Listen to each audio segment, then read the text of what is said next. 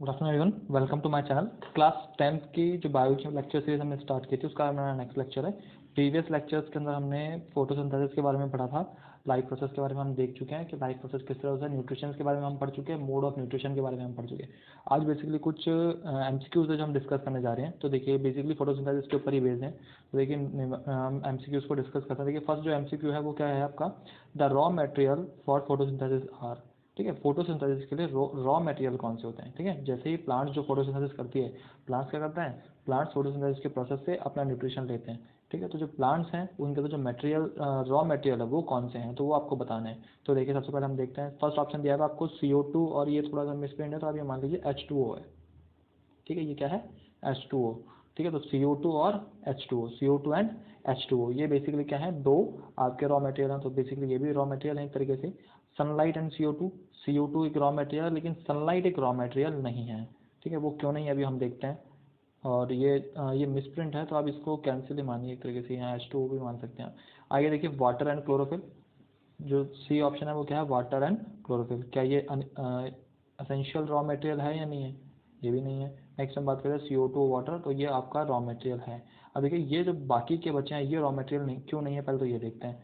तो देखिए सबसे पहले देखते हैं वाटर एंड क्लोरोफिल। तो नेचुरल साइड आपको वाटर तो रिक्वायरमेंट है, लेकिन क्लोरोफिल आपको बेसिकली रिक्वायर्ड इतना नहीं है, क्योंकि प्लांट्स के अंदर ये प्रेजेंट होता है पहले से। तो ये रॉ मटेरियल नहीं है, ये क्या है, रॉ मटेरियल नहीं है। रॉ मटेरियल वो होते हैं जिनसे आप खाना बनाते हो, जिनसे आप खाना बनाते हो, तो वो रॉ मटेरियल होगा। जिन चीज़ों की रिक्वायरमेंट आपको होती है वो रॉ मटेरियल नहीं होते। जस्ट एन एग्जांपल, आपको आलू की सब्जी बनानी है, ठीक है, तो आपके पास क्या होना चाहिए, पोटैटो होना चाहिए। ठीक है, आपके पास क्या होना चाहिए, पोटैटो होना चाहिए। और क्या चाहिए आपको, अगर उसमें आप डालते हो तो टमाटो भी होना चाहिए आपके पास। ठीक है, और क्या होना चाहिए आपके पास, उसमें क्या होना चाहिए आपके पास, स्पाइसेस होने चाहिए उससे रिलेटेड जो भी आप डालोगे उसके अंदर। और वाटर होना चाहिए, आप पानी में तो डालोगे उसको थोड़ा सा। लेकिन क्या जो ये क्या है, ये सब आपके रॉ मटेरियल है। ये सब क्या है, रॉ मटेरियल जो उसको बनाने में लगेंगे आपको। ठीक है, लेकिन जो आप गैस आप यूज़ कर रहे हो, ठीक है, जो आप अपने गैस यूज़ कर रहे हो वो रॉ मटेरियल में काउंट होगा नहीं, वो रॉ मटेरियल में काउंट नहीं होगा। क्यों, क्योंकि आपको बनाने के लिए जो मटेरियल्स रिक्वायर्ड हैं, रॉ मटेरियल जिनसे वो बनेंगी, वो क्या है आपके, ये सारे वेजिटेबल्स। लेकिन गैस क्या है, बेसिकली एक मीडिएटर का काम कर रही है, जो क्या कर रही है, उन रॉ मटेरियल्स को कन्वर्ट करने का काम कर रही है। क्या कर रही है, उन रॉ मटेरियल्स को कन्वर्ट करने में हेल्प कर रही है। पोटैटो को, टमाटो को, इन सबको करना, फ्राई करने का एक तरीके से हेल्प कर रही है। तो इसलिए क्लोरोफिल क्या करती है, केवल क्लोरोफिल हेल्प करती है किसको, सनलाइट को ट्रैप करने में। क्या करती है, सनलाइट को ट्रैप करने में। ठीक है, तो ये हेल्प कर रही है केवल, तो ये रॉ मटेरियल नहीं है। तो बी ऑप्शन तो आपका, सी ऑप्शन तो आपका गलत हो गया। अब बी ऑप्शन देखते हैं हम। तो देखिए बी ऑप्शन में भी क्या है, सनलाइट। तो बेसिकली सनलाइट क्या कर रही है, ये भी आपके फूड में हेल्प कर रही है। क्या कर रही है, फूड में हेल्प कर रही है, केवल हेल्प कर रही है। तो रॉ मटेरियल आपका ये नहीं है। तो बेसिकली अगर हम यहाँ देखा जाए तो रॉ मटेरियल जो है वो क्या है, CO2 एंड वाटर। क्या है आपके, CO2 एंड वाटर, ये जो ऑप्शन है CO2 एंड वाटर। ये ऑक्सीजन दिया है आपको यहाँ पर। ठीक है, ये वन जो दिया है ना, ये वन कुछ नहीं है, यहाँ पर साइड में जो वन है ना, ये कुछ नहीं है। तो ये क्या है आपके CO2 एंड ऑक्सीजन। तो ये भी आपका रॉ मटेरियल नहीं, क्योंकि ऑक्सीजन तो वो तो ऑक्सीजन के प्रेजेंस में थोड़ी खाना बनाता है, वो CO2 और वाटर की प्रेजेंस में खाना बनाता है। तो इसलिए क्या है, रॉ मटेरियल आपके क्या होगा, CO2 और वाटर। तो आपको अब समझ में आया होप कि कौन कौन से रॉ मटेरियल हैं, बाकी सनलाइट और क्लोरोफिल रॉ मटेरियल क्यों नहीं है। तो फर्स्ट का आपका ऑप्शन क्या हो गया, डी। नेक्स्ट सेकंड हम देखते हैं, सेकंड क्या है, most of the photosynthesis 80% which take place on this earth carried out by. ठीक है, 80% जो फोटोसिंथेसिस का प्रोसेस होता है वो कौन कैरी करता है। तो ग्रीन प्लांट्स ऑन लैंड, तो मैंने आपको बताया था नहीं, इनसे ज़्यादा फोटोसिंथेसिस कहाँ पर होता है, लैंड से ज़्यादा फोटोसिंथेसिस कहाँ होता है, एक्वेटिक, वाटर के अंदर होता है फोटोसिंथेसिस सबसे ज़्यादा। ठीक है, तो ग्रीन प्लांट्स फर्स्ट ऑप्शन गलत है आपका। सेकंड देखते हैं, algae present in fresh water. ठीक है, मे बी पॉसिबल, मे भी possible. Next, algae found in ocean, ये भी मे बी पॉसिबल। और डी ऑप्शन क्या है, algae present in ocean and fresh water, ये आपका परफेक्ट आंसर होगा। क्यों, क्योंकि देखिए अगर आप algae present in fresh water की बात करते हैं तो पहली बात तो क्या है, फ्रेश वाटर में आपको एल्गी मिलेगी नहीं। लेकिन अगर आप जैसे थोड़े टाइम बाद उसके अंदर एल्गी डेवलप हो रही है, तब आप बोल सकते हैं ठीक है, एल्गी थोड़े टाइम बाद डेवलप हो रही है, तब ये आप ऑप्शन करेक्ट मान सकते हैं। ठीक है, तो एल्गी इन फ्रेश वाटर, लेकिन क्या एल्गी केवल फ्रेश वाटर में होती है, ओशन में नहीं होती, ओशन में भी होती है, फ्रेश वाटर में भी होती है। तो इसका मतलब दोनों कंबाइंड आंसर होंगे तब हमारा आंसर सही होगा। तो ये क्या हुआ, बी ऑप्शन भी आपका गलत है और सी भी ऑप्शन गलत है। लेकिन अगर आप डी ऑप्शन को देखें तो डी ऑप्शन में देखिए आपके दोनों आंसर दिए हैं कंबाइन करके, क्या, ओशन भी और फ्रेश वाटर भी। क्यों, क्योंकि एल्गी आपके ओशन में भी होती है, फ्रेश वाटर में भी होती है। इसलिए बी ऑप्शन आपका गलत है और सी ऑप्शन भी आपका गलत है, क्योंकि ये इंडिविजुअली दिया हुआ है। अगर इनको कंबाइन करके देंगे तो डी आंसर आपका करेक्ट है। ठीक है, क्योंकि एल्गी ओशन में भी डेवलप होती है, फ्रेश वाटर में भी डेवलप होती है। तो होप समझ में आया हूँ कि बाकी ऑप्शंस क्यों गलत हैं। तो डी आपका ऑप्शन सही है, फर्स्ट वाले का भी डी ऑप्शन आपका सही है। थर्ड हम बात करते हैं, which of the following has no digestive enzyme, इनमें से कौन सा आपका डाइजेस्टिव एंजाइम नहीं है। हालांकि इनके बारे में भी अगर हम और आगे जो आएंगे अभी चैप्टर के आगे और चलेंगे तो हम डिस्कस करेंगे, तो इसमें आपको अभी ध्यान रखना है कि bile juice is not a digestive enzyme. अभी जब हम ह्यूमन के जो आपके डाइजेस्टिव सिस्टम है उसके बारे में जब स्टडी करेंगे तब वहाँ पर और डिटेल में आ जाएगा ये। आगे देखिए, अभी आपको बाइल ध्यान रखना है बस। Plants green in colour because, अब ये देखिए मैंने आपको समझाया था प्लांट्स ग्रीन कलर के क्यों होते हैं।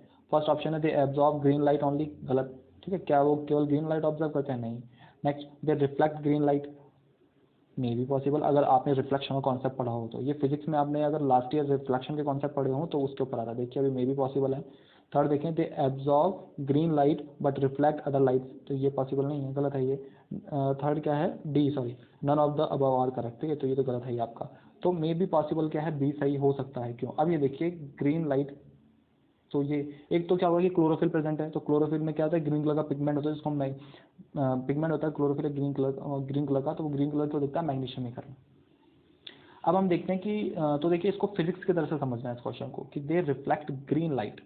देखिए क्या होता है एक्चुअल में, जैसे एग्जांपल ये सन है या कोई भी लाइट का सोर्स है आपका, ठीक है, ये जिस भी ऑब्जेक्ट पे गिरेगा ना, जिस भी ऑब्जेक्ट पे गिरेगा, जैसे एग्जांपल यहाँ 3 ऑब्जेक्ट रखे हैं, मैं इसको कलर चेंज करता हूँ। यहाँ ये ऑब्जेक्ट ग्रीन है, ये आपका ब्लू ऑब्जेक्ट है यहाँ पर, ठीक है, और ये आपका है रेड ऑब्जेक्ट। ठीक है, तो ये 3 ऑब्जेक्ट हैं। तो बेसिकली क्या होगा कि ये जब लाइट इनके ऊपर फॉल होगी, ठीक है, इनके ऊपर जब लाइट इस तरह से आएगी तो लाइट क्या होगी? यहाँ से रिफ्लेक्ट होगी। जस्ट एग्जांपल आप यहाँ पर हो, ठीक है, आप क्या कर रहे हो? इस तीनों ऑब्जेक्ट्स को देख रहे हो, ठीक है। अब आपको अभी अभी हमको कलर नहीं पता है इनका कलर क्या है, ठीक है। तो जब ये लाइट इनके पास आई, ठीक है, तो ये इस तरह से लाइट यहाँ पर आएगी। अब ये क्या करेंगे कि ये जो ऑब्जेक्ट्स होते हैं ना, अब देखिए इस कॉन्सेप्ट को समझिए कि हमें किसी भी चीज़ का कलर वही कलर क्यों दिखता है, उसके अलावा क्यों नहीं दिखता। जिसमें एग्जाम्पल, आपको लकड़ी का कलर ब्राउन ही क्यों दिखता है, ठीक है, उसका रीजन क्या है वो मैं आपको समझा रहा हूँ यहाँ पर। ये फिजिक्स का कॉन्सेप्ट है, लेकिन यहाँ पर हमारा क्वेश्चन आ गया तो हम इसको और इजीली समझ सकते हैं। तो देखिए ये जो लाइट आई, ये कॉमन लाइट आ रही है सबके ऊपर। देखिए अब येलो कलर की लाइट आ रही है, ठीक है, व्हाइट कलर की आप मान लीजिए। तो अब क्या होगा कि ये जो अलग अलग ऑब्जेक्ट है ना, ये 3 ऑब्जेक्ट हैं, ये तीनों ऑब्जेक्ट क्या करेंगे? इस लाइट के अंदर कितने कलर होंगे? 7 कलर, ठीक है, इस लाइट के अंदर कितने कलर होंगे? 7 कलर। तो इस लाइट में से क्या करेंगे? ये कुछ कलर तो एब्जॉर्ब कर लेते हैं और कुछ कलर को क्या करते हैं? ये एमिट करते हैं। कुछ कलर को एब्जॉर्ब कर लेते हैं और कुछ कलर को एमिट करते हैं। तो देखिए अगर ये 7 कलर के पास जा रहे हैं, ठीक है, और जस्ट एन एग्जाम्पल, ये ग्रीन कलर का दिख रहा है, मैं बोल रहा हूँ आपको कि 6 कलर्स तो क्या कर लिए इसने? एब्जॉर्ब कर लिए। 6 कलर क्या कर लिए इसने? एब्जॉर्ब कर लिए। एक कलर ऐसा था जो ये एब्जॉर्ब नहीं कर पाए, एक कलर ऐसा था जो ये ऑब्जेक्ट एब्जॉर्ब नहीं कर पाया, और वो कौन सा कलर था? Green colour. तो वो ग्रीन कलर की लाइट क्या होगी? यहाँ से निकलेगी और वो आपके आई पर पहुंचेगी। तो आपको इस ऑब्जेक्ट का कलर क्या दिखेगा? ग्रीन। क्या दिखेगा? ग्रीन। तो आप समझ में आया कि ये ऑब्जेक्ट ग्रीन क्यों दिखता है? हमें कोई भी ऑब्जेक्ट उस कलर का क्यों दिखता है? क्योंकि बेसिकली जो उन सबके ऊपर जो लाइट आ रही है, वो लाइट को क्या करते हैं? वो बाकी कलर को तो एब्जॉर्ब कर लेते हैं, और जो कलर वो एब्जॉर्ब नहीं कर पाते वो अपने में से वो रिफ्लेक्ट कर देते हैं, अपने में से रिफ्लेक्ट कर देते हैं। और जब वो रिफ्लेक्ट कलर लाइट की फॉर्म में हमारे आई के ऊपर, हमारे रेटिना के ऊपर इमेज बनाता है, तब हमें उस ऑब्जेक्ट का कलर वो ही दिखता है। समझ में आ रहा है? तब हमें क्या होगा? उस ऑब्जेक्ट का कलर वही दिखेगा। जस्ट एग्जांपल, यहाँ पर भी वही कॉमन आपकी लाइट आई, ठीक है, वही येलो लाइट आ रही है आपके यहाँ पर, ठीक है। जस्ट एग्जांपल येलो नहीं मान के व्हाइट मान लीजिए, लाइट आ रही है। अब बाकी 6 कलर्स को तो इसने एब्जॉर्ब कर लिया, लेकिन एक कलर था जिसको ये एब्जॉर्ब नहीं कर पाया ये ऑब्जेक्ट। वो कौन सा कलर था? ब्लू। तो जैसे ही ये ब्लू कलर का करेगा, रिफ्लेक्ट करेगा, इससे बाहर निकलेगा, तो हमारी आई तक पहुंचेगा और हमें इस ऑब्जेक्ट का कलर क्या दिखेगा? ब्लू। हमें इस ऑब्जेक्ट का कलर क्या दिखेगा? ब्लू। सिमिलरली थर्ड ऑब्जेक्ट पे देखते हैं हम। थर्ड ऑब्जेक्ट में भी क्या हुआ कि सारी लाइट्स को ये क्या कर लेगा? एब्जॉर्ब कर लेगा 6 लाइट्स को, लेकिन एक लाइट ऐसी है जिसको एब्जॉर्ब नहीं कर पाएगा। कौन सी लाइट है? रेड कलर की। तो यहाँ से जब लाइट रिफ्लेक्ट होगी तो वो कौन से कलर की होगी? रेड कलर की। और जैसे ही हमारी आई पर पहुंचेगी तो इस ऑब्जेक्ट का कलर हमें क्या दिखेगा? रेड। इस ऑब्जेक्ट का कलर क्या दिखेगा हमें? रेड। ठीक है, तो ये इस तरह से प्रोसेस होता है। इसलिए कोई भी ऑब्जेक्ट जो होता है ना, उसके अंदर कोई कलर नहीं होता, उस ऑब्जेक्ट के अंदर कोई कलर नहीं होता। बस वो ऑब्जेक्ट जो लाइट रिफ्लेक्ट करता है ना, मतलब वो जो एब्जॉर्ब नहीं कर पाता वो लाइट वो रिफ्लेक्ट करेगा, तो वो जो रिफ्लेक्ट लाइट होती है ना, वो हमारे आई के ऊपर पहुंचती है और वो ही कलर हमें उस ऑब्जेक्ट का दिखता है। ठीक है, अब आप बोल सकते हैं कि हो सकता है सर 6 कलर नहीं करके 4 कलर ही क्या करे? एब्जॉर्ब करे, बाकी क्या करे? बाकी 3 कलर को क्या करते? रिफ्लेक्ट कर दे। तो मे भी पॉसिबल 3 कलर को रिफ्लेक्ट कर देगा ये। जिसमें एग्जांपल मैं बोलता हूँ, रेड को रिफ्लेक्ट कर रहा है ये, और येलो को भी रिफ्लेक्ट कर रहा है ये, और एक पर्पल को रिफ्लेक्ट कर रहा है। तो इन तीनों कलर का मिक्सचर जो कलर बनेगा ना, इन तीनों कलर का जो मिक्सचर कलर बनेगा, वो हमें इस ऑब्जेक्ट का कलर दिखेगा फिर। ठीक है, तो वो डिपेंड करता है कि कौन सा ऑब्जेक्ट कौन सी लाइट को एब्जॉर्ब कर रहा है और कौन सी लाइट को एब्जॉर्ब नहीं कर रहा। तो आप इसको फिजिक्स के कॉन्सेप्ट में समझ सकते हैं कि जो भी ऑब्जेक्ट जो लाइट रिफ्लेक्ट करता है उसका वही कलर होता है, जो लाइट वो रिफ्लेक्ट करेगा उसका वही कलर होगा। तो अब हम अगर प्लांट्स के बारे में बात करें तो प्लांट्स क्या है, बाकी सेवन कलर में से बाकी 6 कलर को कर रहे हैं, एब्जॉर्ब कर रहे हैं। वो एक कलर को एब्जॉर्ब नहीं कर पा रहे प्लांट्स की लीव्स, कौन सा, ग्रीन कलर को प्लांट की लीव्स एब्जॉर्ब नहीं कर पाती, इसलिए प्लांट की लीव्स का कलर कैसा होता है, ग्रीन। कैसा होता है, ग्रीन। और अगर प्लांट के बार्क की बात करें तो वो ब्राउन कलर को एब्जॉर्ब नहीं कर पाता, इसलिए हमें उसका बार्क का कैसा कलर दिखता है, हमें ब्राउन कलर। होप समझ में आया हो। वैसे फिजिक्स में हम और पढ़ेंगे इनको डिटेल में, लाइट जो कॉन्सेप्ट है, लाइट जो चैप्टर है आपका, उसमें हम और डिटेल में पढ़ेंगे इनको। तो देखिए फर्स्ट का आंसर डी हो गया आपके, सेकंड का डी, थर्ड का बी और फोर्थ का बी। अब देखिए नेक्स्ट फिफ्थ क्वेश्चन है, फुल नेम ऑफ एडीपी। मैंने आपको उस टाइम समझाया था कि एनएडीपी का आपका फुल फॉर्म आपको ध्यान रखना है, एमसीक्यू में पूछा था। तो देखिए फर्स्ट क्या है, नाइकोटिनामाइड डाइन्यूक्लाइड फॉस्फेट। ठीक है, तो ये गलत है आपका। ठीक है, क्यों, क्योंकि एडेनाइन एक ही फुल फॉर्म नहीं, एडेनाइन। सेकंड देखिए नाइकोटाइन एडेनाइन डाई सियोटॉइड, गलत है, डाई सियोटॉइड नहीं होता, डाई न्यूक्लियोटाइड होता है, न्यूक्लियोटाइड होता है, तो ये भी गलत है आपका। नन ऑफ ये तो है ही आपका। और ये देखिए आप ये आपका नाइकोटिनमाइड एडिनाइन डाई न्यूक्लियोटाइड फॉस्फेट, तो ये कंप्लीट आपको दिया हुआ है। ठीक है, तो आपका ऑप्शन क्या हो जाएगा इसका, सी ऑप्शन। क्या हो जाएगा आपका, सी ऑप्शन। आगे चलते हैं, देखिए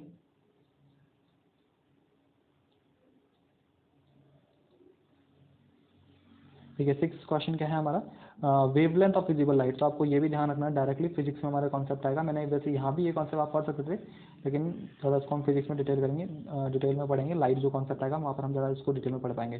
तो विजिबल लाइट की जो रेंज होती है वो कितनी होती है, 400 to 700 नैनोमीटर। कितनी होती है, 400 to 700 नैनोमीटर। ठीक है, आगे चलते हैं, नेक्स्ट क्वेश्चन देखते हैं हम। फिफ्थ जो है हमारा, देखिए फिफ्थ क्या है, the presence of sugar in onion leaves can be tested with. अच्छा, ये अभी एक एक्टिविटी हम परफॉर्म करेंगे, अभी हमने पढ़ी नहीं है एक्टिविटी, लेकिन एक्टिविटी अभी हम पढ़ लेंगे। एक बार ये चैप्टर कंप्लीट हो जाए फिर मैं क्या एक साथ इनकी एक्टिविटी सारी परफॉर्म करा दूंगा। तो देखिए जो प्रेजेंस ऑफ शुगर होती है ऑनियन लीव्स के ऊपर can be tested with the, ये जो सॉल्यूशन होता है एक परफेक्ट सॉल्यूशन होता है, जिस सॉल्यूशन को हम क्या बोलते हैं, बेंडेड सॉल्यूशन। ठीक है, आपको डायरेक्ट ध्यान रखना है, इस सॉल्यूशन के अंदर ही जो लीव्स होती हैं उनका कलर क्या दिखता है, सॉरी वो क्या करते हैं, उनमें आप शुगर को प्रेजेंस देख सकते हैं आप उनकी। ठीक है, तो जो सेवेंथ का आंसर होगा वो क्या होगा आपका, डी। होप तो ये जो क्वेश्चन है ना जो हमने ये डिस्कस नहीं करा, तो ये दो तो लाइट के कॉन्सेप्ट हैं तो हम फिजिक्स में पढ़ लेंगे, और ये जो क्वेश्चन है ये भी हम एक्टिविटी परफॉर्म करेंगे, उस एक्टिविटी में देख लेंगे। नेक्स्ट आगे देखिए, एट जो क्वेश्चन है वो आपका क्या है, chemical reaction take place during dark reaction. ठीक है, डार्क रिएक्शन के टाइम पे फोटोसिंथेसिस के अंदर जो केमिकल रिएक्शन होती है वो क्या होती है।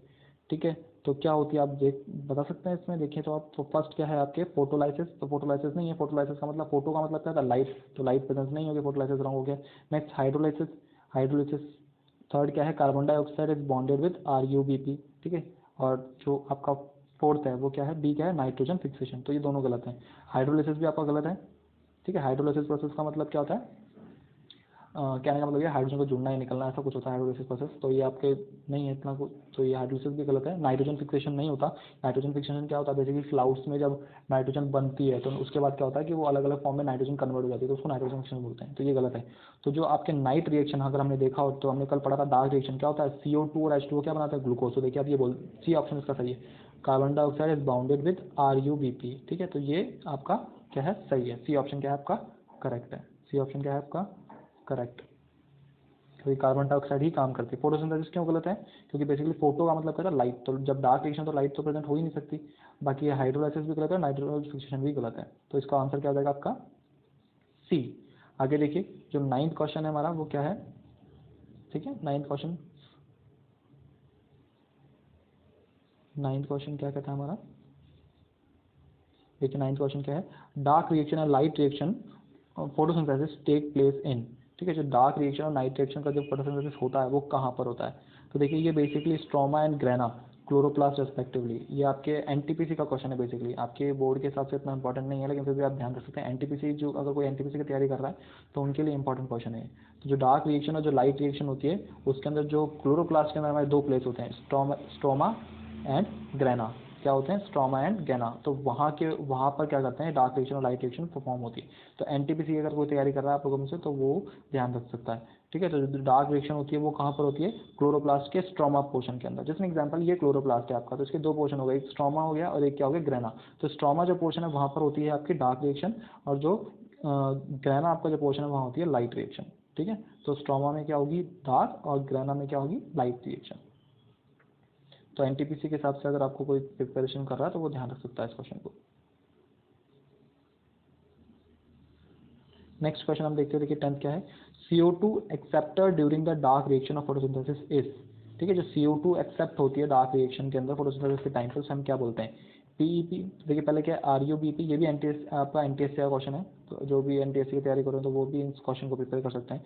फर्स्ट क्या है आरयूबीपी, सेकंड क्या है पीईपी, थर्ड क्या है एनएडीपीएच, और थर्ड क्या है एटीपी, ठीक है। तो देखिए अब ऑप्शन एलिमिनेट करते हैं पहले। तो देखिए सी, अगर आपको नहीं भी बताऊं तो आप देखिए एलिमिनेट प्रोसेस को कर सकते हैं। कैसे करेंगे eliminate process, CO2 acceptor during dark reaction, मतलब डार्क रिएक्शन के अंदर जो CO2 एक्सेप्ट होती है फोटोसिंथेसिस में, वो क्या होती है एक तरीके से, ठीक है, वो क्या होती है, तो वो आपका पूछा है कौन एक्सेप्ट करेगा CO2 को। देखिए एटीपी क्या होता है, ये तो एक एनर्जी की फॉर्म है, तो ये तो देखिए एक्सेप्टर वगैरह कुछ बात होती नहीं है।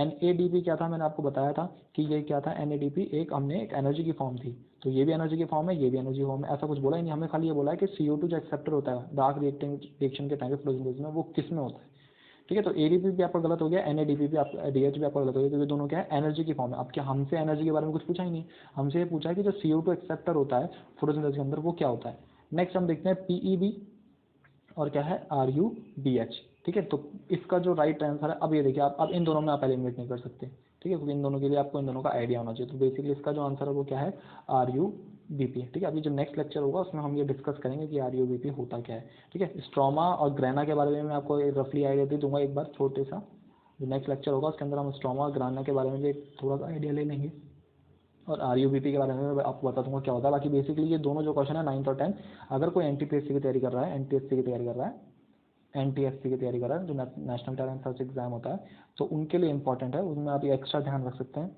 बाकी जो ऊपर वाले कॉन्सेप्ट है वो हम सब देख चुके हैं, और जो फिजिक्स, कुछ दो क्वेश्चन ऐसे थे जो फिजिक्स के हैं, वो मैंने आपको बताया कि हम फिजिक्स में और डिटेल में स्टडी करेंगे उनको। बाकी मैंने एक बार और यहाँ समझा दिया आपको।